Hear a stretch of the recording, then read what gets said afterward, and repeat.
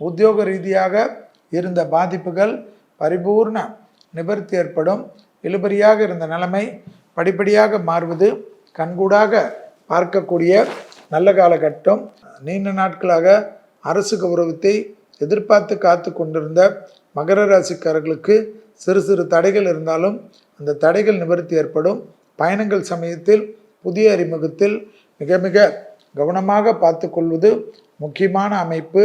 சுபகாரிய தடைகள் பரிபூர்ண நிவர்த்தி ஏற்படுவதற்குண்டான பிராப்தங்கள் காணப்படுவதும், சோமவாரம் என்று சொல்லக்கூடிய திங்கட்கிழமையில் பெருமாள் வழிபாடு செய்ய செய்ய குடும்பத்தில் அந்யோன்யம் அதிகரிப்பதற்கும் குடும்பத்தில் காணப்பட்டிருந்த பிரச்சனைகள் நிவர்த்தி ஏற்படுவதும், தாய் வழி உறவு தந்தை வழி உறவு மேன்மையடையக்கூடிய அமைப்பை பெறுவதற்கும் காணப்படும்.